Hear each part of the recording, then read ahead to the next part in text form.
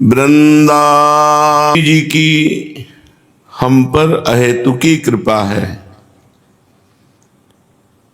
हमारे अंदर उस कृपा के प्रभाव से रोज गुणों की वृद्धि हो रही और गुणों का नाश हो रहा है। निरंतर हम श्री जी की तरफ आगे बढ़ रहे हैं, हम श्री जी के नजदीक पहुंच रहे हैं। श्री जी हमको आकर्षित कर रही हैं, इस माया दलदल से वही हमें निकाल रही हैं। प्रतिपल हमको ऐसा सकारात्मक चिंतन करना है। हम जैसा चिंतन करते हैं वैसा ही हमें अनुभव होने लगता है। इस माया का एक ऐसा खेल है, जैसा चिंतन करोगे वैसा ही आपको अनुभव होने लगेगा। अगर आप नेगेटिव नकारात्मक, अरे कहाँ भगवान हैं, इतने दिन हो गए लगे हुए, देखो वही काम क्रोध, वही सब माया का खेल, हमें लगता है हमारा जीवन व्यर्थ जा रहा है, ऐसे अगर नकारात्मक सोच करेंगे तो आपको नकारात्मक ही अनुभव होने लगेगा और धीरे धीरे आप इतना निगेटिव में पहुंच जाएंगे कि पॉजिटिव का स्थान ही खत्म हो जाएगा, सकारात्मक सोच ही खत्म हो जाएगी।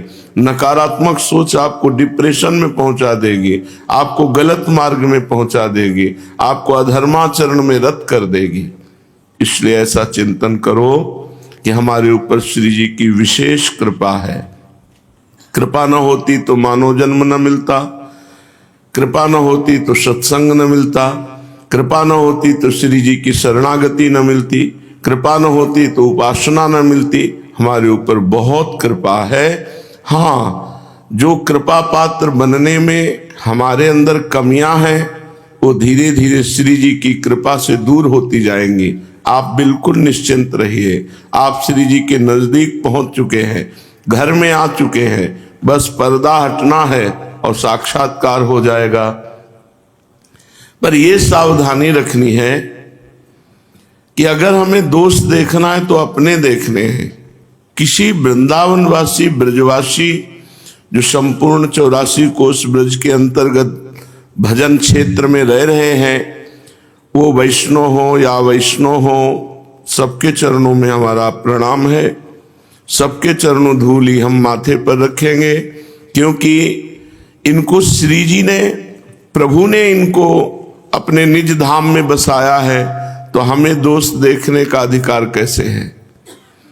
कितना बड़ा हमको अपनी दृष्टि से सावधानी होकर के अपने को बचाना है। कह रहे हैं यदि परस्वस्ते यैक व्यसनमपि नित्यम परवधु प्रसक्तम विश्वेशा महाबौधा हिंसकमपि दुराचारम लोभाद्युन्पहतमपि भ्रात तरुणम देवांधस्तम वृंदावनगत जन्म नावगणे। यदि तुम्हें ऐसा दिखाई दे रहा है कि ये तस्कर स्वभाव का है, ये वृंदावनवासी तो है, ब्रजवासी तो है, पर पराया माल अपहरण करने में बड़ा प्रवीण है, ये चोर प्रवृत्ति का है, या व्यसनमपि बहुत नशेबाज है ये तो, या नित्यम परवधु प्रसक्तम, नित्य दूसरी स्त्रियों की तरफ, दूसरे की पत्नियों की तरफ आसक्त है, मतलब चोर, नशेबाज और व्यभिचारी। ऐसा यदि आपको दिखाई दे रहा है, श्रीपाद कह रहे हैं परस्वस्तैक व्यसनमपि नित्यम परवधु प्रसक्तम विश्वेशा महाबौधा हिंसकमपि, और हिंसक स्वभाव का भी है। बौधा माने बहुत देखा जाता है कि वो हिंसा ही करता है, वचन से कठोर बोलना, मन से दूसरे का बुरा चाहना, शरीर से दूसरे का बुरा कर देना। दुराचारम लोभाद्युन पहतमपि भ्रातत तरुणम। हे भाई, मैं तुमसे प्रार्थना कर रहा हूं, श्रीपाद कह रहे हैं, ये तुम्हें ऐसा भी दिखाई देना कि वो चोर है, वो पर स्त्री गमन करने वाला है, दूसरे की माताओं बहनों की तरफ गंदी दृष्टि रखता है, वो हिंसक स्वभाव का है, वो नशेबाज है, वो लोभी है, ऐसा हो भी तो तुम दीवांध बन जाओ। दीवांध कहते हैं उल्लू को। जैसे दिन में उल्लू को कुछ नहीं दिखाई देता, ऐसे तुम बन जाओ। क्यों? क्योंकि वो बाल सूर्य की तरह है। बाल सूर्य अभी उदय नहीं हुआ है, उदय होगा। कौन? वही दुराचारी, वही हिंसक, वही लोभी, वही व्यसनी जो वृंदावन का अखंडवासी है। अगर उसमें दोष है तो दोष उसका कुछ नहीं बिगाड़ सकते। सूर्य की तरह कृपा प्रकट होकर उसको श्री जी के पास ले जाएगी।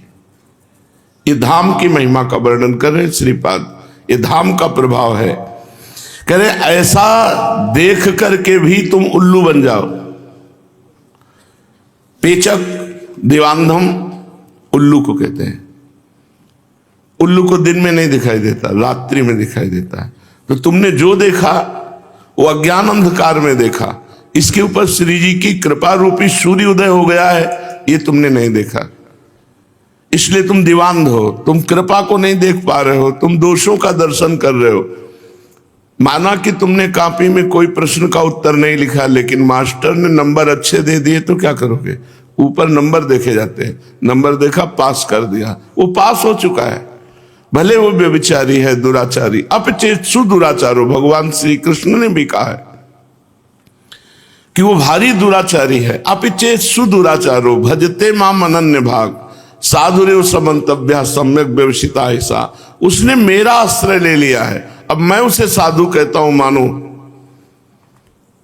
मैं कहता हूं, क्योंकि मैं उसे क्षिप्रम भवति धर्मात्मा, मैं उसे महात्मा बनाऊंगा, मैं उसे धर्मात्मा बनाऊंगा।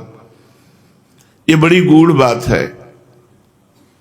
एक करुणा की किरण महारानी जू की, लाडली जू की उस जन पर हो गई है कि उसे धामवासी बना दिया।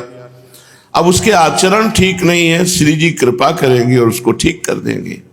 कृपा न करनी होती तो क्या आचरण पहले ठीक थे क्या? जो श्री धाम वृंदावन में जन्म दिया या श्री धाम वृंदावन में बाहर से लाके बुला के वास दिया। जब इतनी कृपा कर दी अहेतु की, तो अब आगे की कृपा वो संभाल लेंगे। तुम दोष दर्शन मत करना। बहुत जोर का ये विश्राम स्थल की तरफ जा रहा है वृंदावन महिमामृत, इसलिए बहुत जोर की महिमा का वर्णन कल था। तुम्हारा धन चुराता है, तुम्हारे पुत्र का भी त्रास भाव रखता है, उसको नष्ट करने की चेष्टा करता है, तो भी तुम उसे क्षमा कर देना, क्योंकि वो भगवान का दास है, वो वृंदावन का जीव है, वो वृंदावन वासी है। इससे श्री जी तुम पर प्रसन्न हो जाएंगी और सब साधना का फल है श्री जी प्रसन्न हो जाए। आगे इस श्लोक में वर्णन करते हैं, बहुत निष्ठा का वर्णन करते हैं, क्योंकि विश्राम की तरफ जा रहा वृंदावन महिमामृत। कह रहे परधन परदार द्वेष मात्सर्य लोभा अनृत परश पराभिद्रोह मिथ्याभिलापान त्यजति इहि भक्तो राधिका प्राणनाथे न खलु भवति वंध्या तस्य वृंदावनम। बड़ी अद्भुत महिमा है। कह रहे कि न खलु भवति वंध्या तस्य वृंदावनम। वंध्या कहते हैं जो पुत्र नहीं उत्पन्न कर सकती। बोले ये वृंदावन की आशा लेकर वृंदावन वास कर लिया है, पर वो ठीक आचरण वाला आदमी नहीं है, तो उसको फल में कोई भी नहीं रोक सकता। उसको फल वही मिलेगा जो ठीक आचरण करके वृंदावन वास करता है। बहुत दिव्य महिमा का वर्णन है, ऐसा कहीं नहीं पाया गया।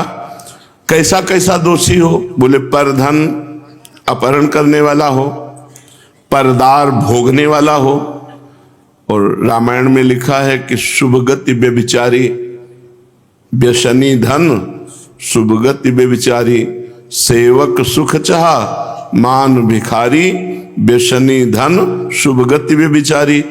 कहीं पराई स्त्रियों से व्यभिचार करने वालों की शुभगति हो सकती है, लेकिन यहां कह रहे हैं हाँ हो जाएगी उसकी, जिसने अखंड वृंदावन वास का आजीवन मरण पर्यंत नियम ले लिया है।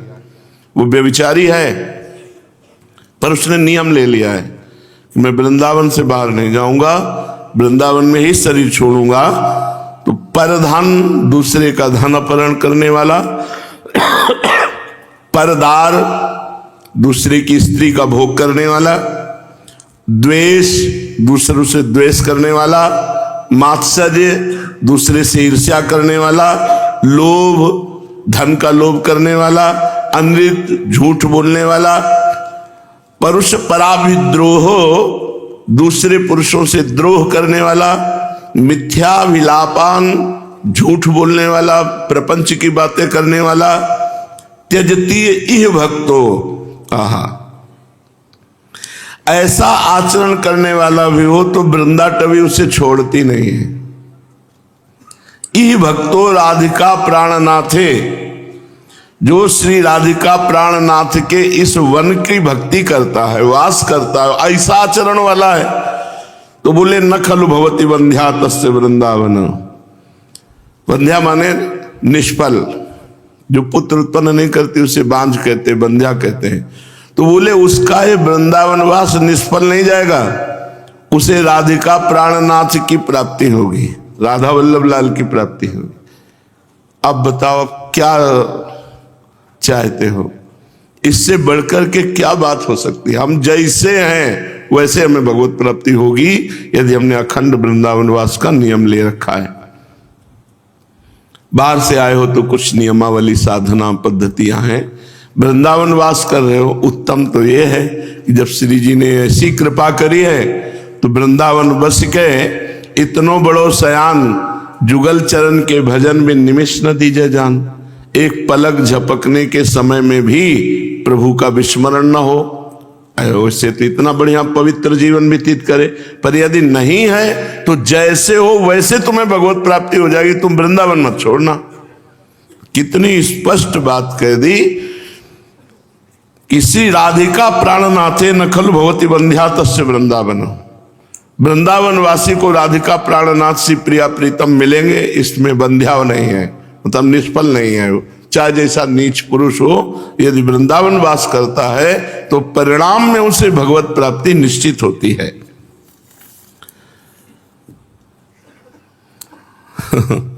बड़ी आश्चर्यमयी महिमा का वर्णन कर रहे हैं जो कहीं नहीं है।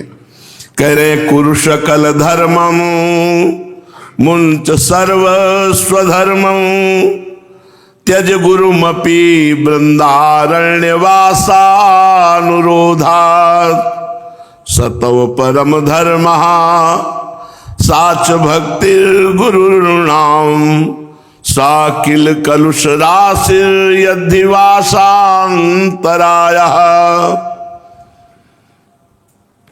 यदि समस्त धर्मों का आचरण त्याग चुका हो, कोई भी धर्म, एक भी धर्म नहीं है, कुरु सकल धर्मो मुंच सर्वस्व धर्म,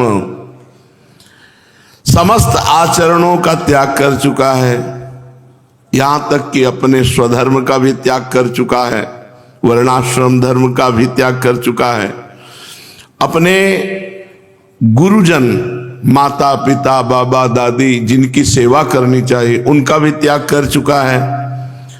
सातो परम धर्म, उसका ऐसा परम धर्म बन जाएगा यदि उसने वृंदावन वास कर लिया तो। सकल धर्मों का त्यागी है, अपने स्वधर्म का भी त्यागी है, माता पिता गुरुजनों की सेवा का भी त्याग कर दिया है, मनमानी आचरण भी करता है, लेकिन उसने आजीवन वृंदावन वास का नियम ले लिया। तो बोले सातो परम धर्म, अब वो परम धर्मात्मा हो जाएगा। साच भक्ति गुरु नाम, उसने परम गुरु की भक्ति कर ली।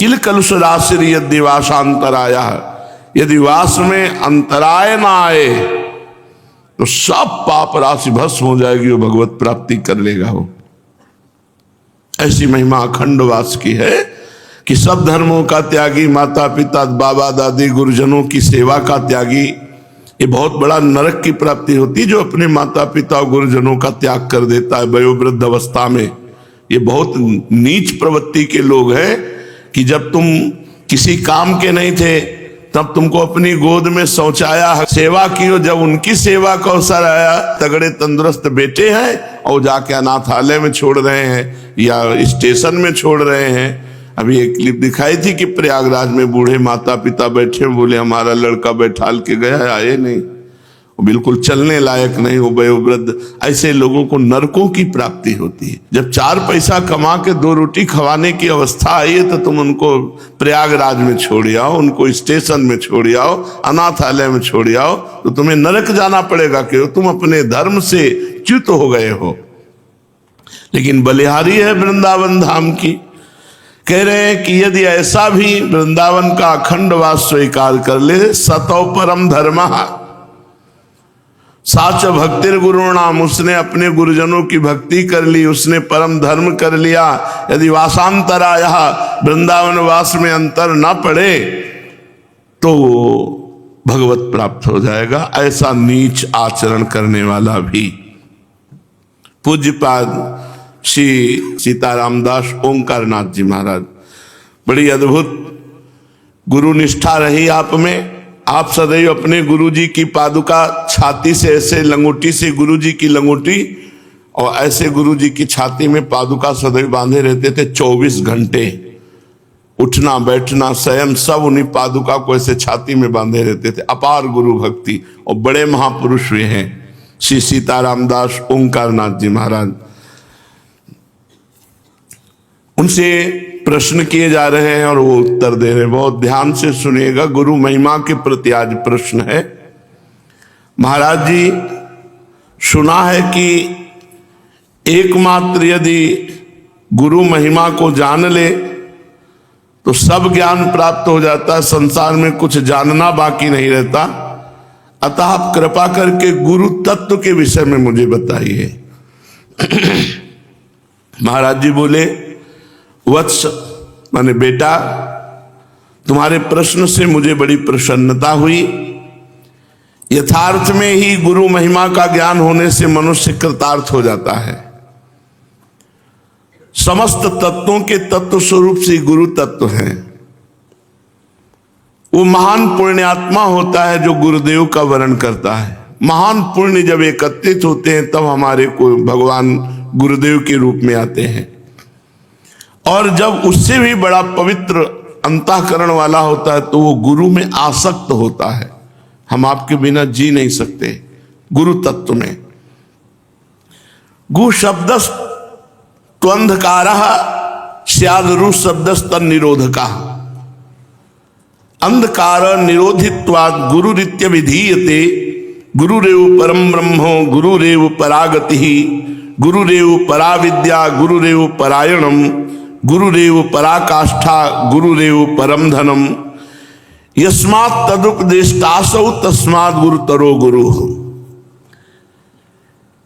यह सर्कदुच्चारयति तस्य संसार मोचनम भवति। सर्वजन्म कृतं पापम तत्क्षणादेव नश्यति। सर्वान् कामान् अवाप्नोति। सर्व पुरुषार्थ सिद्धिर्भवति। या एवं वेत्ति उपनिषद। उपनिषद में कहा गया है कि गु शब्द का नाम है अंधकार। गुरु, गु माने अंधकार, रु माने उसको रोक कर प्रकाश करने वाला। जो अज्ञान अंधकार को रोक करके ज्ञान का प्रकाश कर देता है उसका नाम है गुरु। जो तत्व ज्ञान रूपी प्रकाश कर देता है वो गुरुदेव। गुरु ही परम ब्रह्म है, गुरु ही परम गति है, गुरु ही परा विद्या है, गुरु ही परम आश्रय है। इस प्रकार जो शिष्य गुरु का उत्कर्ष जान जाता है कि मेरे गुरुदेव क्या है, गुरु ही परम धन है, क्योंकि वे ब्रह्म के उपदेष्टा होते हुए भी साक्षात ब्रह्म है, स्वयं अपना ज्ञान करा रहे हैं। गुरु जो एक बार हृदय से इनका वर्ण कर लेता है गुरुदेव का, उस संसार से मुक्त हो जाता है। उसके जन्म जन्म के पाप तत्काल नष्ट हो जाते हैं जब गुरु का वर्ण किया जाता है। जो व्यक्ति इस बात को जानता है वो धर्म, अर्थ, काम, मोक्ष सब कुछ सफल मनोरथ गुरुदेव के चरणों से हो जाता है। जो गुरुदेव के चरणों की आराधना करता है वो सफल मनोरथ हो जाता है, धर्म भी प्राप्त होता है, अर्थ भी प्राप्त होता है, कामनाओं की भी पूर्ति होती है और मोक्ष भी प्राप्त होता है। जे गुरु चरण रेणु सिर धरहि, ते जन सकल विभव बस करहि। जे गुरु चरण रेणु अनुरागी, ते लोकहूँ बेदहूँ बड़ भागी। जो गुरुदेव की चरण रज को अपने माथे पे धारण करते हैं वो समस्त भागवतिक वैभव के अधिकारी हो जाते हैं। जो गुरुदेव के चरणों में प्रेम करते हैं वो इस लोक और परलोक में उनकी महिमा गाई जाती है। प्रश्न करता, तो वह गुरु कौन है? पूज्य बाबा श्री सीतारामदास जी महाराज, गुरु का इति, गुरु साक्षात आदि नारायण पुरुषः, सा आदि नारायण अहमेव, तस्मान् मामेकं शरणं व्रज। मद भक्ति निष्ठो भव, मदीयोपासनं कुरु, मामेव प्राप्स्यसि।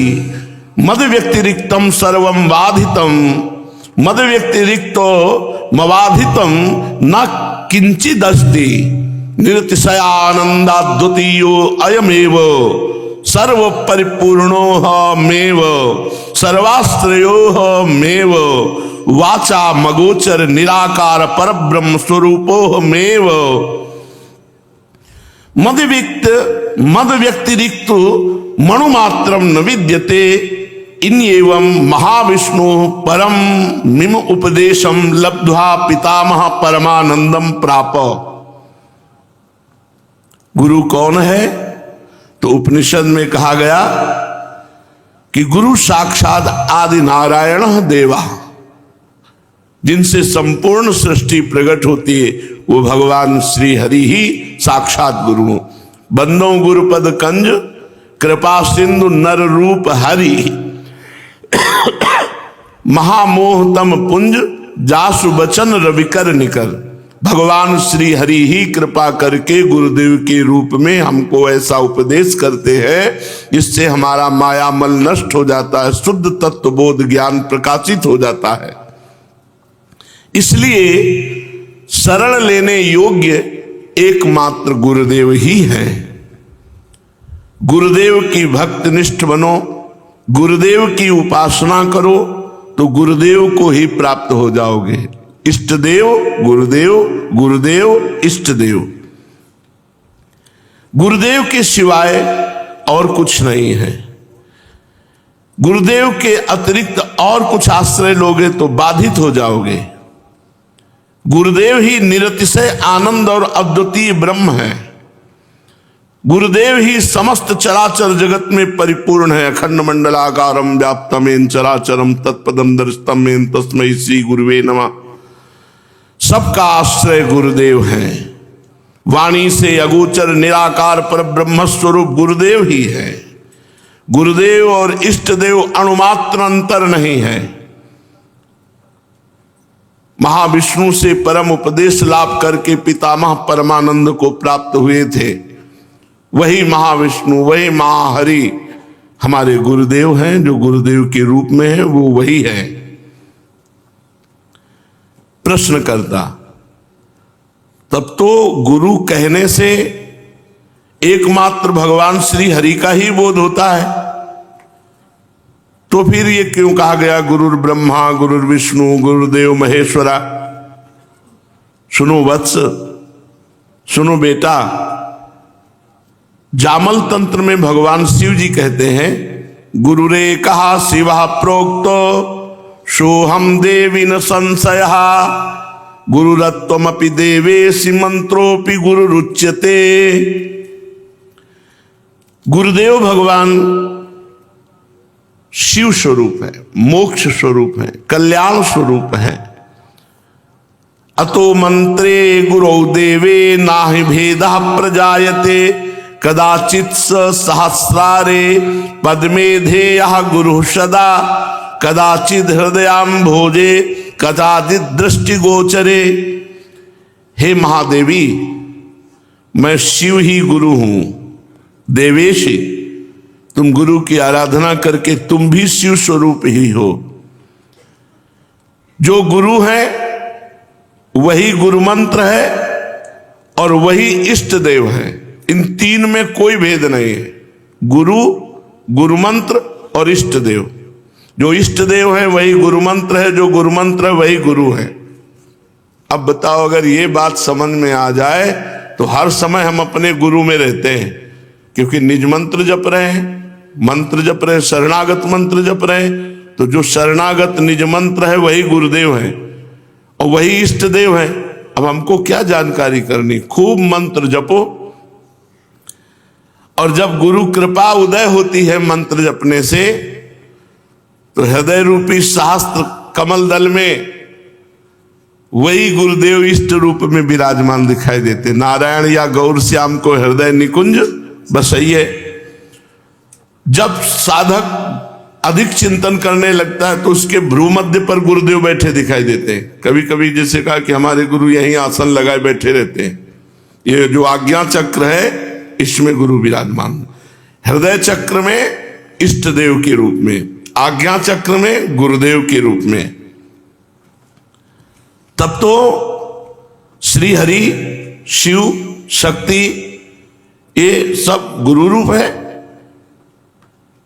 बाबा बोले केवल ये ही गुरु रूप नहीं, गुरुर् ब्रह्मा गुरुर्विष्णु गुरुर्देवो महेश्वरः, गुरु तीर्थम गुरुर्यज्ञो गुरुर्दानम गुरुस्तपः, गुरुरग्निर्गुरु सूर्य सर्वम गुरुमयम जगत। गुरु ब्रह्मा है, गुरु विष्णु है, गुरु महेश्वर है, गुरु सर्व तीर्थ है, गुरु सर्व यज्ञ है, गुरु सर्व दान है, गुरु सर्व तप है, गुरु ही अग्नि स्वरूप है, गुरु ही सूर्य स्वरूप है। समस्त जगत चराचर गुरुमय है। एक गुरुदेव ही चराचर जगत के रूप में अखंड मंडलाकारम व्याप्तमेन चराचरम, चराचर में व्याप्त गुरुदेव। तो इसका मतलब हुआ महाराज जी, जगत में जो कुछ है सभी गुरुदेव हैं, समस्त जगत गुरु में है। किंतु इस बात को मैं भली भांति नहीं समझ सका हूं, क्योंकि एक ही पुरुष समकाल में ब्रह्मा कैसे हो सकता है, विष्णु कैसे हो सकता है, महेश्वर कैसे हो सकता है, अग्नि, सूर्य, तपस्या, तीर्थ, दान, यज्ञ आदि ये एक ही समय में कैसे हो सकता है। अलग अलग समय में एक तो समझ में आता है, एक ही समय में कैसे हो सकता है। उत्तर बाबा दे रहे हैं, सिद्धांत की तुम बात नहीं समझ पाए, सिद्धांत की बात समझ नहीं पाए। देखो, पहले एक परब्रह्म परमात्मा के सिवा कुछ नहीं था। बहुत सुंदर सिद्धांत, बहुत एक शास्त्र सम्मानित प्रमाणित बात है। हे वत्स, इस सृष्टि में सबसे पहले एक परब्रह्म परमात्मा भगवान थे। एकाकी न रमते, ये उपनिषद सूत्र है। अकेले क्रीड़ा नहीं होती, इसी कारण उसने संकल्प किया, एकोहम बहुश्यामा बहुश्याम प्रजाएयम, मैं अकेला बहुत रूपों में हो जाऊं। वही परब्रह्म परमात्मा चर चर के रूप में हो गया। ये जितना सब कुछ है वही है, बना हुआ है। बहुश्याम प्रजाएयम, मैं अनेक रूपों में हो जाऊं। ये शंका उत्पन्न करने का स्थान नहीं है। अपने से अप्रत्यक्ष भूता शक्ति के सहयोग से महातत्व, अहंकार, पंच तन्मात्रा, इंद्रियां, सकल पंचभूत और सकल प्रपंच वही परमात्मा बन गया।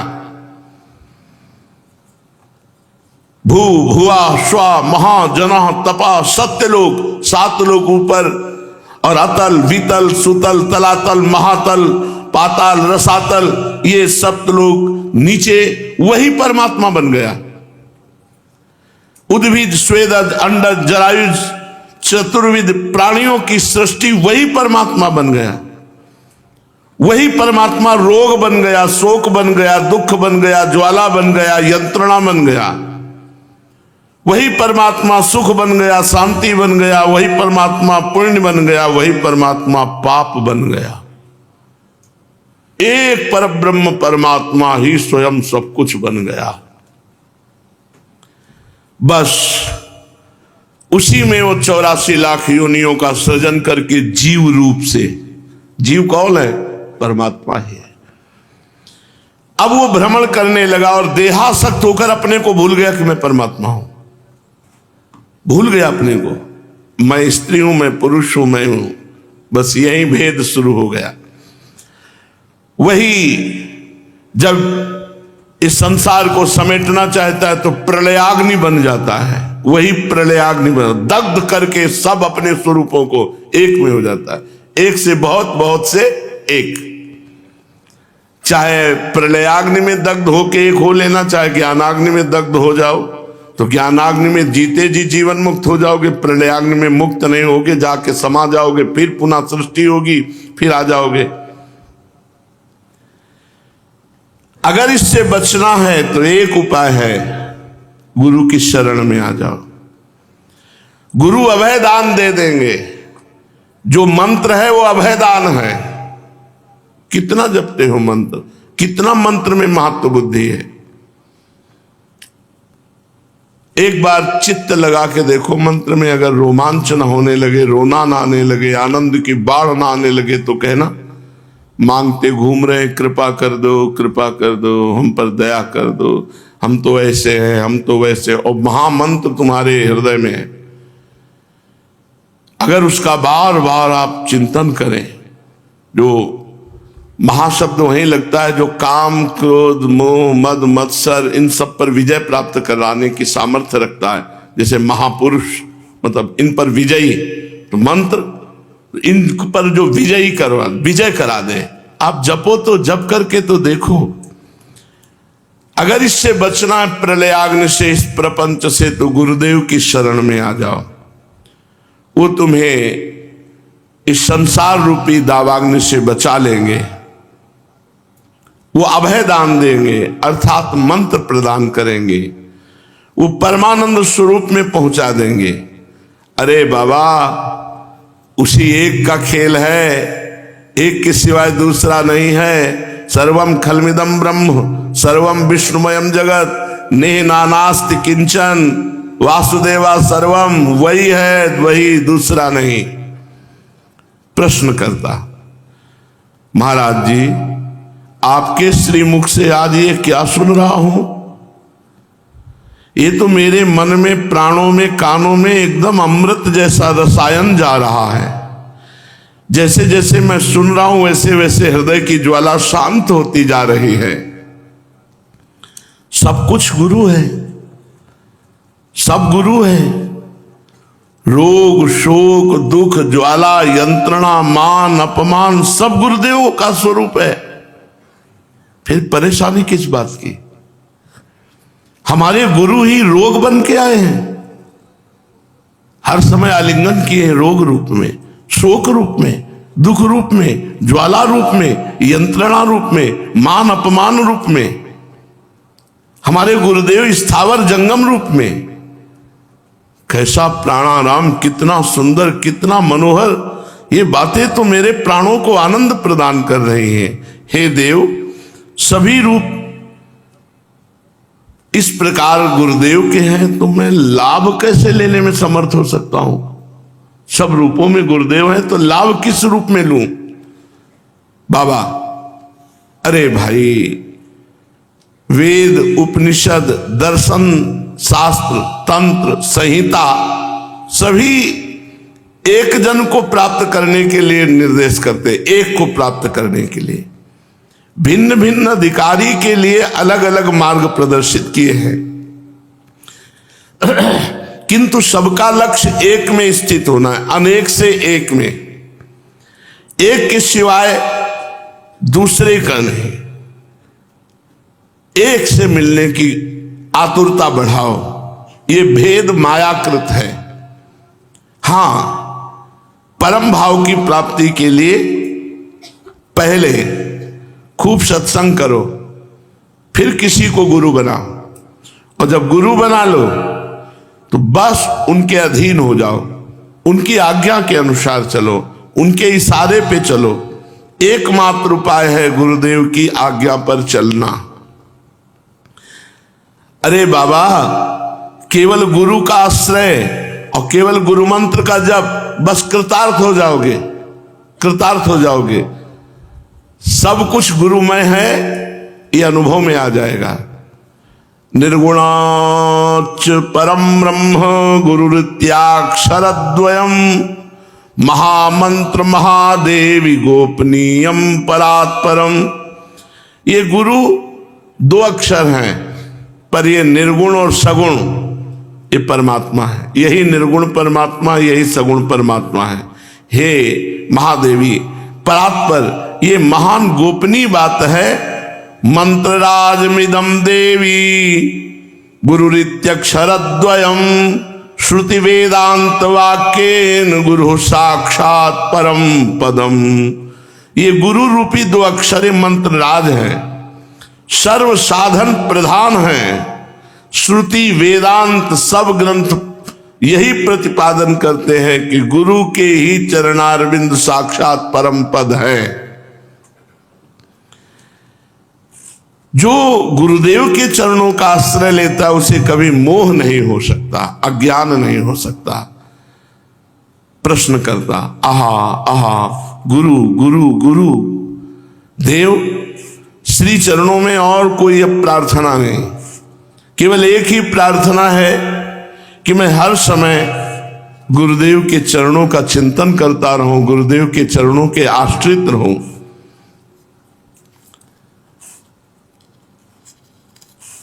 गुरुदेव परम कृपा में, करुणा में, तो जो गुरु चरणों का आश्रय ले लेता है तो चाहे ब्रह्म हत्या क्यों न लगी हो, फिर उसे कोई पाप नहीं भोगना पड़ता। जो गुरु चरणों के आश्रित हो गया वो ब्रह्म हत्यारा क्यों न हो, अब उसे उस ब्रह्म हत्या का पाप नहीं भोगना पड़ेगा। आजन्मकृत पाप करने वाला हो, मतलब जब से जन्मा तब से गुरु चरण जब आया तब तक पाप ही करता रहा, तो भी उसे मुक्त हो जाना होगा।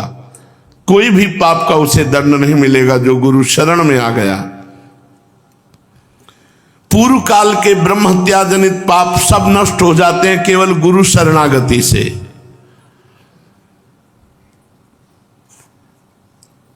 मातृवध,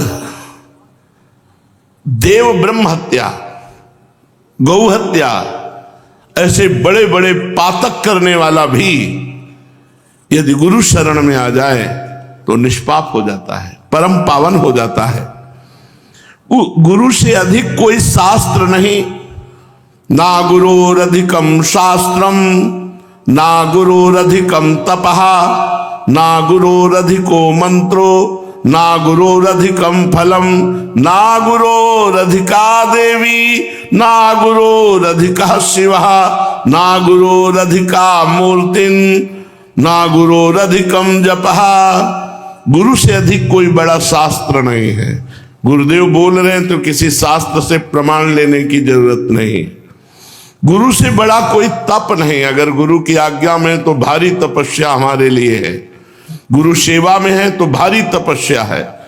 गुरु से अधिक कोई मंत्र नहीं। जो गुरु ने हमको मंत्र दे दिया, इससे बड़ा कोई गुरु मंत्र नहीं। गुरु से अधिक कोई फल नहीं। हर समय हमें अपने गुरुदेव के सानिध्य में रहने को मिलता है, इससे बड़ा और क्या फल हो सकता है। गुरु से अधिक कोई देवा देवी कोई बड़ा नहीं। इसलिए गुरुदेव की महिमा का वर्णन करते हुए जबान लड़खड़ाती है कि पूर्ण रूप से उनकी महिमा का वर्णन नहीं किया जा सकता। शिष्य ने, देव आपने बतलाया कि गुरुदेव सर्वोपरि हैं, और आपने बताया कि गुरुदेव सब रूपों में है। इसका आशय क्या है? गुरुदेव सब रूपों में है और गुरुदेव सर्वोपरि है, सबसे श्रेष्ठ है। तो जब सब रूपों में है तो सबसे श्रेष्ठ कैसे है, और सबसे श्रेष्ठ है तो सब रूपों में कैसे है? चंचल मति समझ नहीं पाया। बाबा बोले चंचल मति समझ नहीं पाया।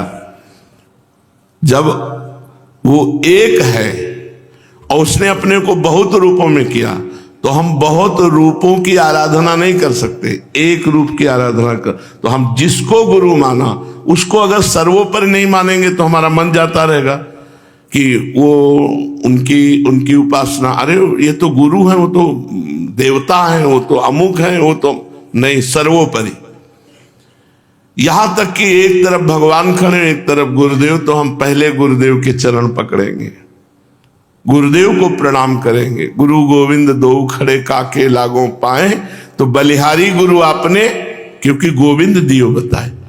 जिन्होंने हमें गोविंद से मिला दिया, ऐसे गुरुदेव की बलिहारी, या गोविंद ने बता दिया कि गुरुदेव के पहले चरण पकड़ो तभी हम पकड़ में आएंगे। अगर गुरुदेव के चरण छोड़ दिए तो हमें नहीं पकड़ सकते, क्योंकि गुरुदेव की कृपा से ही हमारी प्राप्ति होती है।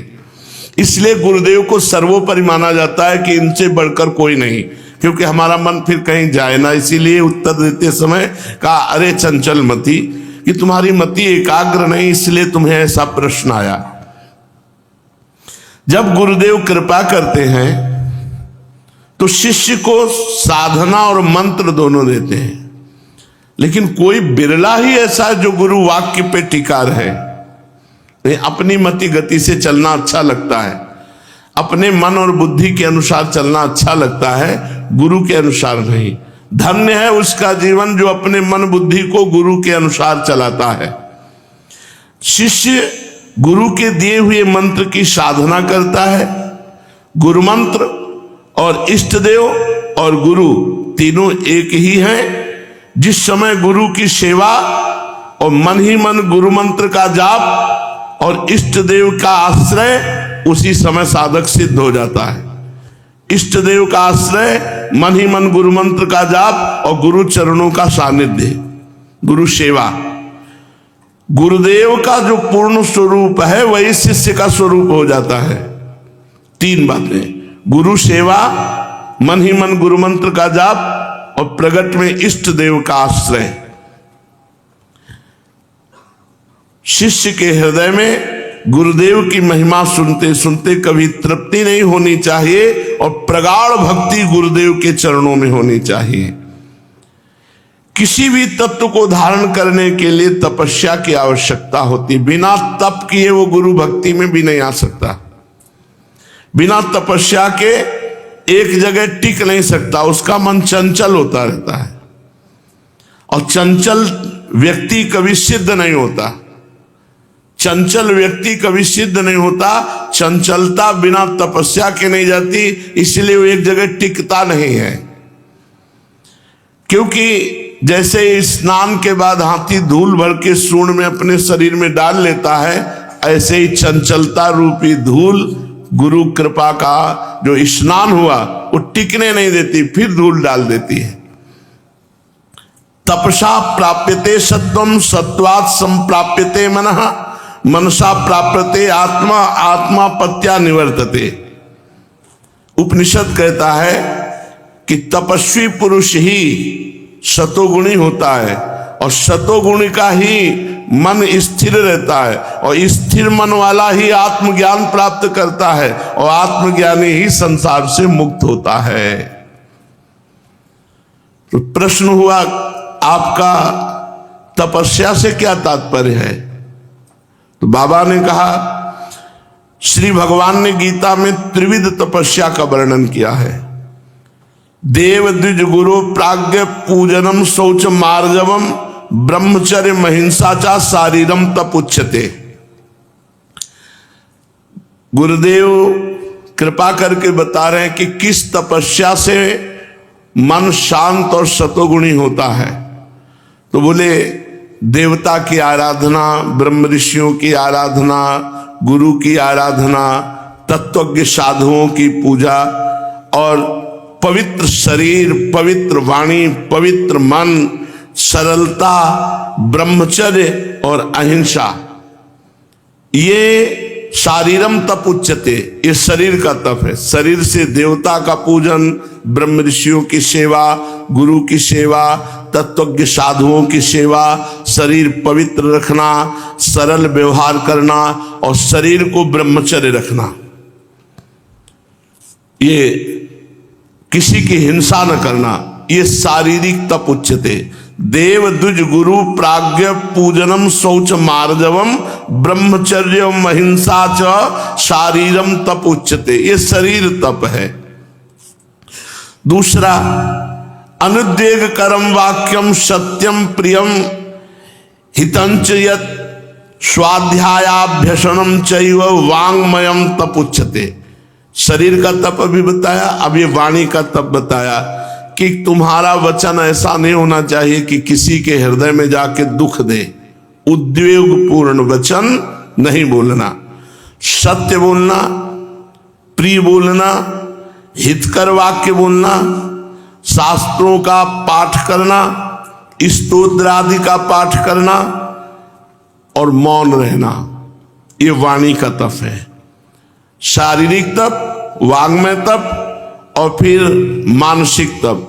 मना प्रसाद सौम्यत्वम मौनमात्म विनिग्रह भावसम शुद्धि रित्येत तपो मानस मुच्यते। सदैव प्रसन्न रहने की चेष्टा करे, जहां निगेटिव भाव आवे तुरंत उसे काटो, राधा राधा राधा नाम के प्रभाव से उसे काटो और प्रसन्न रहो। आगे किसी भय का जो दर्शन कराता है मन, उसी समय निर्भय हो भगवान का आश्रय लेकर।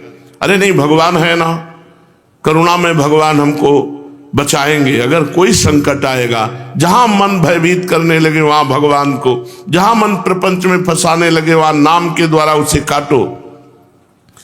मन की प्रसन्नता सबसे बड़ा तप है। सौम्यता अर्थात क्रूरता का अभाव, वाक संयम, वाणी का संयम, मन का विषयों की ओर से हटाकर भगवत चरणारविंद में लगाना और व्यवहार सरल होना, ये मन की तपस्या है। शरीर की तपस्या, वाणी की तपस्या, मन की तपस्या जब ठीक होगी तब गुरु चरणों में प्रीति होगी। इसीलिए प्रायः गुरु चरणों में प्रीति नहीं देखी जाती। जब इस प्रकार तपस्या करते करते सतोगुण आ जाता है तो मन चंचलता रहित हो जाता है, और जब स्थिर चित्त से गुरु के वाक्य सुने जाते हैं तो हृदय में वो वाक्य जाकर के अपना प्रभाव दिखाते हैं। फिर उसे आत्मज्ञान होता है, आत्मज्ञानी ही जीवन मुक्त हो जाता है। तो क्या चंचल चित्त व्यक्ति सब उसका साधन निरर्थक होता है? निरर्थक तो नहीं, क्योंकि सत्साधन है, किंतु बहुत लंबा समय व्यर्थ चला जाएगा। जब धीरे धीरे साधन करते करते करते करते उसकी वासनाएं नष्ट होंगी, फिर उसके अंदर ये तपस्या आएगी, तब उसकी भूमि दृढ़ होगी। होगा ऐसे ही, पर बहुत लंबा समय लगेगा। किंतु प्रभु जो तपस्या नहीं कर सकते उनके लिए कोई उपाय है? ये मानसिक, शारीरिक, वाचिक तपस्या नहीं कर सकते तो उनके लिए कोई उपाय है कि वो भगवत प्राप्ति कर ले? अवश्य अवश्य। सर्वदा गुरु के अधीन हो जाओ, बस गुरु के अधीन। हमसे कुछ नहीं बनता, हम गुरु के अधीन पड़े, हो जाएगा। जहां गुरु जाएंगे वहीं लेके चले जाएंगे, कृतार्थ हो जाएगा। बस गुरुदेव को देखना, गुरुदेव के समीप रहना, गुरुदेव की जूठन पाना, गुरु के, बस जैसे बच्चा मां के अधीन, ऐसे गुरुदेव के अधीन हो जाए। सर्व तीर्थ में स्नान करके, सर्व तीर्थ में जितने भी तीर्थ है, स्नान करके जो पवित्रता आती है गुरुदेव की चरण रज ऐसे लगा लो, परम पवित्र हो गए। वह परम पवित्र हो जाता है जो गुरुदेव की चरण रज का सेवन करता है। वह मोक्ष लाभ का अधिकारी हो जाता है जो गुरुदेव के चरणों के आश्रित रहता है। सायं प्रातः गुरुदेव की दंडवत करो और गुरुदेव को प्रणाम करके मन ही मन गुरुदेव का वर्ण करो। रोज गुरुदेव हमारे साधन भी आप हैं और साध्य भी आप हैं। और तुम्हें एक महिमा की बात बताते हैं, कुछ ना कर पाओ। मान लो हर समय गुरुदेव के सानिध्य में रहने का तुम्हारा सौभाग्य नहीं है, तो वत्स मैं तुम्हें एक बहुत बड़ी बात बताता हूं। तुम अपने श्री गुरु की पादुका ले लो और उनको अपने पास रख लो। हर समय गुरु की पादुका के साथ रहो तो गुरु के सानिध्य में ही माना जाएगा। ये बहुत सुंदर बात है। सब कोई अपने गुरुदेव के समीप नहीं रह सकता। कह रहे कोटि कोटि महादानात, कोटि कोटि महाव्रतात्, कोटि कोटि महाज्ञानात् पराश्री पादुका स्मृति ही। ओहो, कोटि मंत्र जपात देवी पुण्य तीर्था गाहनात्, कोटि देवार्चनात् देवी पराश्री पादुका स्मृति ही। महारोग महोत्पाते महादोषे महाभये महापदी महापापे स्मृता रक्षति पादुका। बहुत सुंदर, बहुत सुंदर, बड़ी दुर्लभ बात पूज्य श्री सीताराम दास जी महाराज के वचनों से मिल रही। कोटि कोटि महादान, कोटि कोटि महाव्रत, कोटि कोटि महाज्ञान से भी अधिक है गुरु के चरण पादुका का स्मरण करना। गुरु की चरण पादुका का स्मरण करना, अपने गुरु की चरण पादुका का स्मरण करना। गुरुदेव की कृपा से सिराहना गुरुदेव की पादुका से ही भरा हुआ है। जूता, पादुका, मोजा जो है वो सब सिराहने रखे हुए। जो गुरुजी ने पादुका दी थी वो सिंहासन पर विराजमान है। ऐसे जो दांव लग जाता है वो सब जगह जगह रखी ऊंचे ऊंचे पे। जिधर जाओ उधर से दंडवत करो गुरु जी की। कहीं जूते रखे हैं, कहीं मोजे रखे हैं, कहीं और जहां शयन करते हैं वहां जूते अलग रखे। कई जोड़ी जो मोजा रिटायर करके रख दिए गए। तो जब सेवा में थे तो पूछ लेते महाराज जी अब ये तो पहनने के काम में आएंगे नहीं, तो क्या रखे रहने दो। नहीं रखे ही रहेंगे, पर पूछ रहे हैं पहनने काम में आएंगे। नहीं अब तो नए पहनते हैं। तो ठीक है महाराज जी, उन्हीं के सामने जेब में ऐसे रख लिए। गुरु की चरण पादुका का स्मरण, देखो कह रहे कोटि कोटि महादाना, करोड़ करोड़ प्रकार से दान करने से जो पुण्य होता है केवल गुरु की पादुका सर पर रख लेने से होता है। ये हमारी बात मान लो। गुरु की पादुका का बहुत बड़ा महिमा है, बहुत बड़ी महिमा है। रोज प्रातः स्नान करके अपने मस्तक पर गुरु पादुका रखो और कुछ सेकेंड या मिनट गुरु मंत्र जपो। सबसे बड़ी पूजा बता, सबसे पहला कार्य गुरु पादुका को मस्तक पर पधराओ और गुरु मंत्र जपो। फिर गुरु पादुका जिस आसन पर विराजमान है, थोड़ा जल, गंगा जल या यमुना जल लेकर चरण पादुका का प्रक्षालन करो और वो चरणामृत पान करो। हाथ धो करके फिर चंदन, तिलक, जो भी आपकी सामग्री पूजन की है उससे गुरु पादुका का पूजन करे। गुरु पादुका का जो स्मरण कर, करोड़ करोड़ महाव्रतों का फल, करोड़ करोड़ जो ज्ञानियों को परम लाभ प्राप्त हो, वो सब गुरु पादुका से।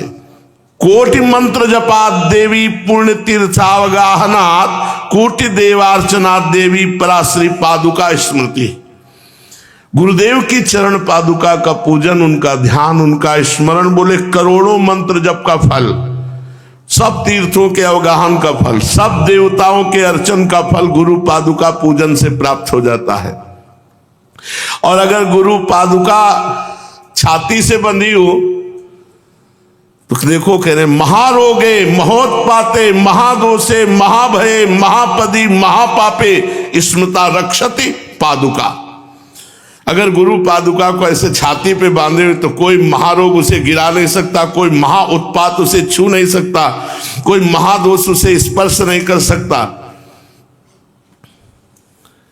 बड़ी कृपा गुरु पादुका की होती है। महारोगो अगर छाती से पादुका लगी तो कोई, यार क्या जाता है। गुरु की पादुका अगर छाती पे बंधी, गुरु की पादुका है हमारे पास। इस शरीर के जो पिताश्री थे, धन्य है हमको कहते हैं, हल जोतते समय भी पादुका कांधे पे झोली में गुरु जी की पादुका। ऐसे सौभाग्य हमारे रहे कि ऐसे पिताश्री मिले, नंगे पैर हल जोतना। गरीब ब्राह्मण नंगे पैर हल जोतना, एक मार्किन का चला, एक मार्किन का चला, कभी सिली बनियान नहीं पहनी, लंगोटी जैसे साधु। प्याज लहसुन तो मोहल्ले में नहीं आता था, घर की तो बात जाने दो। गुरु जी की पादुका, गीता जी और रामायण जी, ये वो हर समय ऐसे झोली एक रखते थे, झोली और ऐसे बांध लिया और हल जोत रहे। फिर जब स्नान करना हुआ तो डाल पे टांग दिया, स्नान किया सरोवर पे, और पहले गुरु जी का चरणामृत लेते थे, फिर भोजन पाके फिर जो कार्य करना हो। इतना गुरु चरण पादुका से, उन्हीं से गुरु चरण पादुका के प्रति प्रीति कैसे की जाती है ये सीखा।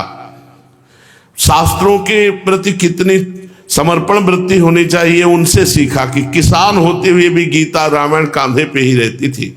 और जब स्नान करते तो कुछ गीता के श्लोक, कुछ रामायण के करके, और फिर मंजीरा टेंट में रखते थे। मंजीरा त्रिपुंड लगा हुआ, हल जोतते त्रिपुंड। एक बार हल जोत रहे थे तो कुछ लोग निकले, बोले अच्छा फंसा है बाबा जी।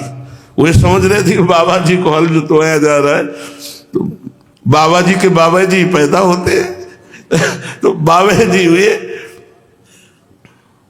नाना बाबा जी, मामा बाबा जी, बाबा बाबा जी, पिता बाबा जी।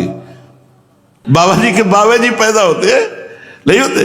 तो वो ऐसे संत रूप में, तो गुरु चरण पादुका की जो महिमा वो बचपन से हमने अपने पिताश्री में देखी और उन्हीं की पूजा की हुई। वो सबसे पहले नहा करके फिर गुरु पादुका ऐसे माथे पे रखते, फिर वैसे धो करके और चरणामृत लेते, फिर गीता रामायण का पाठ करके 12 बजे दिन तक हल जोतते रहते। ये ट्रैक्टर की व्यवस्था थोड़ी थी, एक फार वाला हल, एक फार वाला हल, मतलब 1 बीघा जोतना है तो 10-20 घंटे जोतो तब कहीं जा करके, और पूरा ऐसे बड़ी मेहनत की कमाई से धर्म पूर्वक जीते थे। तभी हम लोगों के जो संस्कार बने ना वो इसी से बने, और जो तपस्या का स्वभाव बना वो ऐसे घर में पैदा हुए थे कि सुविधा ही नहीं थी। तो एक तपस्वी जीवन बाल्यावस्था से था। कभी सर्दी में स्वेटर नहीं पहने गए, मफलर स्वेटर साल ही नहीं, वही जो गर्मी में पहने जाते हुए। सर्दी में बस इतना होता था कि गर्मी में जो कांधे पे अंगोछा होता था वो कानों में होता था, बस इतना ही था। बचपन से वो वैराग्य, बचपन से वो तप का जीवन का संस्कार, तो वही आगे बढ़ करके परमार्थ में सद्गुण बन गया। वही सद्गुण बन गया। भगवान कहते हैं ना, जिस पर मैं कृपा करता हूं उसका धन अपहरण कर लेता हूं, पग पग पर उसे दुख देता हूं। तो ऐसे ही परिवार में जन्म हुआ था जहां केवल भगवान का भरोसा और भगवान की भक्ति, दूसरा कोई रंग ही नहीं था। पूर्व जन्म में कोई साधना हुई होगी जो बकाया रह गई होगी, तो ऐसे पवित्र कुल में, उत्तम कुल में जन्म देकर भगवान ने सतमार्ग में, तो ये पिताश्री से सीखा बचपन से गुरु पादुका पर प्रीति। क्योंकि देखते थे कि वो पादुका सर पे रख करके ऐसी आराधना करते, तो आज भी जैसे वो आराधना करते थे उसी पद्धति से, उनकी कृपा से गुरु चरण पादुका की आराधना। महारोगो महाउत्पाते महोदोषे महाभये महापदि महापापे स्मृता रक्षति पादुका। जो गुरु पादुका की आराधना करता उसे कोई रोग परास्त नहीं, कोई दोष छू नहीं सकता, कोई उत्पात नहीं छू सकता, कोई भूत प्रेत उसे परास्त नहीं कर सकता। श्री सीताराम दास जी महाराज, हम आपको छवि दिखाएंगे आकर के, किसी दिन लाकर हमारे पास रखी। ऐसे गुरु पादुका छाती पे बांधे हुए हैं।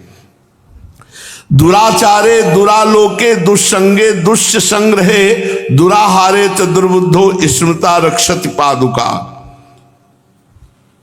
जो गुरु की चरण पादुका का सेवन करता है तो दुराचार, लोक में दुराचरण करने वाला, दुष्संगी और दोषों को संग्रहित करने वाला, दुर्बुद्धि और गलत आचरण से कमाए हुए धन से जीवन उपार्जन कर, इन सब से रक्षा कर लेती है।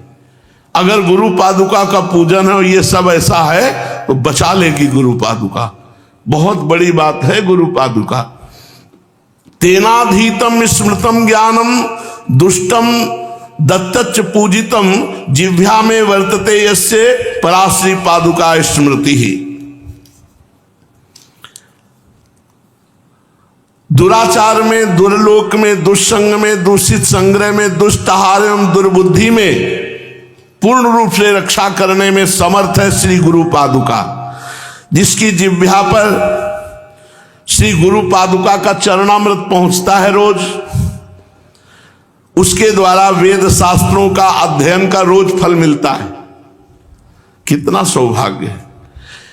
उसने सब कुछ पा लिया जिसने गुरु पादुका पर पूर्ण निष्ठा कर ली। मेरे गुरुदेव साक्षात विराजमान गुरु पादुका। 14 वर्ष ऐसा भरत जी ने किया। भगवान श्री रघुनाथ जी की पादुका को सिंहासन पर विराजमान करके रोज पूजन करके रोज माथे पर पधरा कर आज्ञा पूर्वक 14 वर्ष तक चक्रवर्ती सम्राट पद की रक्षा की। उसने सब दान कर लिया जिसने गुरु पादुका का सेवन किया। हे देवी, एक बार भक्ति पूर्वक यदि श्री गुरु पादुका को मस्तक पर पधरा दिया जाए तो उसकी गति को कोई नहीं रोक सकता, मतलब उसकी दुर्गति नहीं हो सकती। एक बार गुरु पादुका यदि मस्तक पर विराज और रोज विराजमान हो रही तो फिर दुर्गति का क्या। अपवित्र हो या पवित्र हो, कैसी भी स्थिति में हो, जो गुरु पादुका को अपने पास रखता है अनायास ही धर्म अर्थ काम मोक्ष सब कुछ प्राप्त करने में समर्थ हो जाता है। 10 दिशाओं में कहीं भी जाए, जिसके पास गुरु पादुका है उसको कोई परास्त नहीं कर सकता। पर गुरु पादुका की महिमा तो हृदय में बैठ जाए। गुरु पादुका जैसे हम ठाकुर जी लिए लिए डोलते हैं, ऐसे गुरु पादुका में प्रीति हो जाए। पादुका से श्रेष्ठ कोई मंत्र नहीं, पादुका से श्रेष्ठ कोई देवता नहीं, पादुका से श्रेष्ठ कोई ज्ञान नहीं, और पादुका पूजन से बढ़कर कोई पूजा नहीं। हे वत्स सुनो, तुमने गुरु पादुका की महिमा को समझा। एक बार अमीर खुसरो के गुरुदेव जी थे, बड़े सिद्ध महापुरुष थे। तो एक ब्राह्मण जो है वो गरीब था, उसको बेटी के ब्याह के लिए धन की जरूरत थी। तो उसने सोचा बाबा से याचना करते हैं, किसी भगत से दिला देंगे। बड़े धनी मानी जन आया करते थे। तो गए, प्रणाम किया और कहा बाबा बेटी का ब्याह है, धन की आवश्यकता है, तो आपसे याचना करते हैं कि आप बेटी के ब्याह के लिए धन दे दो। बाबा ने, हमारे पास क्या है, पर तुम याचना करने आए हो तो जाओ, परसों आ जाना, ले जाना। बड़ा आनंदित होकर परसों आया। बाबा बेटी के ब्याह के लिए धन की याचना आपसे की थी। हाँ हाँ ठीक है, पादुका ले जा। अब संत ने आज्ञा की तो पादुका उठा तो ली, लेकिन निराशा हुई कि लकड़ी की पादुका, हमें तो हजारों रुपए चाहिए थे बेटी के ब्याह के लिए, लकड़ी की पादुका से क्या होगा। पर संत ने कह दिया। तो संत के वचन रहस्यमय होते हैं, उनको अपनी बुद्धि से नहीं तौलना चाहिए। पादुका सर पे रख ली और निराश होके जा रहा था। आगे जब रास्ते से जा रहा था तो अमीर खुसरो जी आ रहे थे। उनको अपने गुरु की गंध, मेरे गुरु की, मेरे स्वामी की कोई वस्तु है आसपास, इतने वो गुरु भक्त थे, स्वयं महापुरुष थे अमीर खुसरो जी। उन्होंने अपने जनों से कहा मेरे आका की कोई वस्तु है, मेरे गुरुदेव की कोई वस्तु है, किसके पास है। बस वो ऐसे जैसे कोई पुष्प के सुगंध से खिंचता, उन्हीं ब्राह्मण मस्तक में देखा पादुका। ए पादुका किसकी है? तो बाबा ने पादुका दी है। बाबा ने आपको पादुका दे दी? ओहो, एकदम डूब गए। गुरुदेव ने तुम्हें पादुका दे दी? हाँ, हमको तो जरूरत नहीं थी, हमें तो बेटी के ब्याह के लिए धन चाहिए, तो पादुका मुझे दे दोगे? हाँ आप ले लो, मुझे धन दे दो। तो बोले 13 ऊंटों में रत्न हीरा जवाहरात, इसके व्यापारी थे वो, ये ले जाओ, मैं सेवकों से पादुका मुझे दे दो। सब जितना वैभव सब दे दिया और पादुका लेके गए। कहा गुरुदेव पादुका ले आया। बोले कितने में? तो उनका 13 ऊंटों के असरफी और रत्न आदि थे। तो बोले सस्ती ले आया, पर चलो रख दो, पादुका रख दो। ये गुरु महिमा की, गुरु की पादुका के लिए सर्वस्व दे दिया। तो बाबा पादुका में इतनी शक्ति है, दिखाई दे रहा है। पूज्य देखो बाबा, ये सीताराम दास जी जिनकी वाणी आप सुन रहे हो, ये देखो ऐसे अपने गुरु की पादुका बांधे रहते थे। हाँ बहुत सुंदर, भले दर्शन करा दिया। ये दर्शन हो रहे सबको? हाँ देखो ऐसे अपने गुरुदेव की छाती में तभी शुद्ध ब्रह्म ज्ञान, भगवान नाम, भगवत भक्ति सब कुछ। ये बड़े महापुरुष थे, भाई जी वगैरह दौड़कर दर्शन करते थे। भाई जी श्री हनुमान प्रसाद पोद्दार जी से बहुत चर्चा होती थी पूज्य बाबा की। ये बहुत सुंदर किया, प्रसंग पर दर्शन करा दिया, बहुत सुंदर। देखो अपने गुरु की कैसे पादुका छाती पे बांधे हुए, धन्य है। अब रात दिन गुरु की पादुका अपने वक्षा स्थल पर धारण करना कितनी अपार भक्ति होगी। तो बाबा पादुका में इतनी शक्ति है। हाँ बेटा, साधुओं का कहना है कि गुरु जी के चरण से दिव्य तेज प्रकट होता रहता है, उससे पादुका में तेज समाविष्ट हो जाता है। और गुरु चरण सर्वश्रेष्ठ है, तो पादुका में जो गुरु के चरणों से तेज निकला, जो परमाणु निकले, वही सर्वश्रेष्ठ शक्तिमान हो जाते हैं। अपायात पाति नियतम दुस्संगात दुर्निमित्त का कामिनार्थम प्रदानम च पादुका परिकीर्तिता। गुरु पादुका अगर साथ है तो कोई आपत्ति विपत्ति नहीं पड़ सकती, कोई दुस्संग तुम्हारे ऊपर प्रभाव नहीं डाल सकता। शिष्य की सर्वदा रक्षा गुरु पादुका करती है, शिष्य की समस्त कामनाओं की पूर्ति पादुका जी करती है। तो पादुका की पूजा किस प्रकार की जाए? गुरुदेव बाबा बोले सबसे पहले पादुका को मस्तक पर धारण करें, शास्त्र दल कमल ब्रह्मरंध्र यहां पादुका उठाए और ऐसे पहले मस्तक पर धारण करे, और फिर गुरुदेव का ध्यान करें मस्तक पर पादुका रखे हुए। फिर गुरुदेव ने जो मंत्र दिया उसका उच्चारण करते हुए श्री पादुका जी का पूजन करें। ब्रह्मरंध्र सरसी रुहोदरे नित्य लग्न मवादात मदभुतम कुंडली विवर कांड मंडितम द्वादशाणुम सरसीरुहम भजे। कोई भी बात अप्रमाणित नहीं, तस्मा शास्त्रम प्रमाणम। ब्रह्मरंध्रम सरसीरुहो, यहां ब्रह्मरंध्र में पहले पादुका विराजमान करे।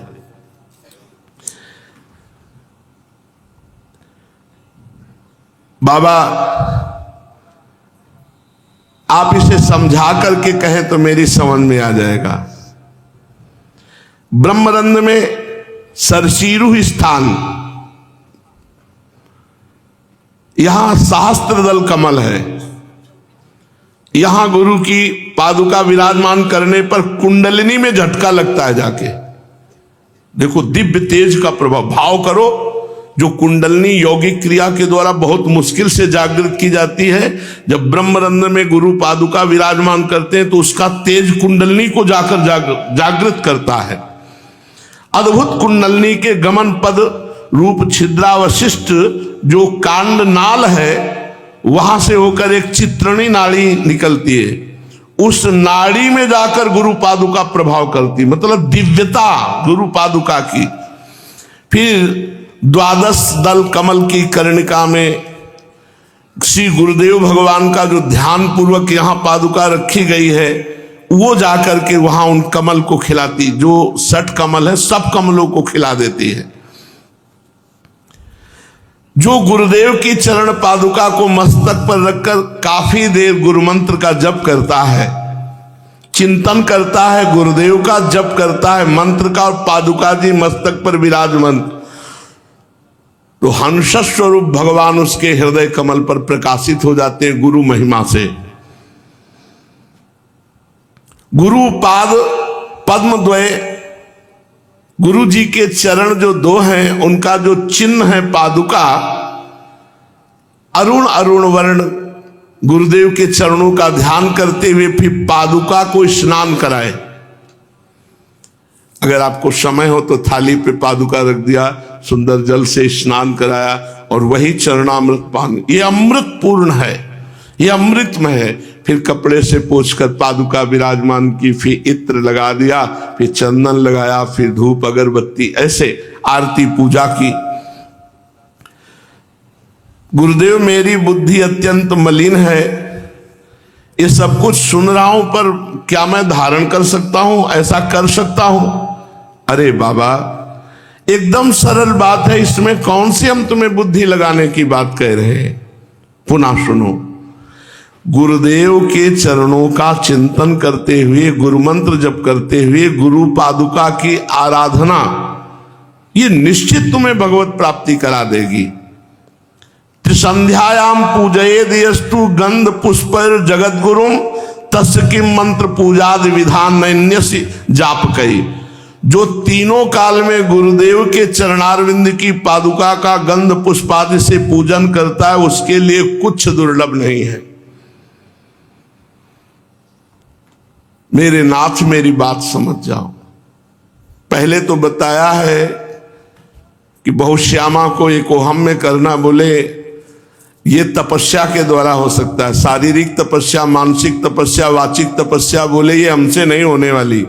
तभी पादुका सेवा बताई कि पादुका छाती में बांध लो, पादुका सिंहासन में विराजमान कर लो, उसकी आरती पूजा करो, चरणामृत लो, गुरु का मंत्र जप करो, इसी से सब हो जाएगा।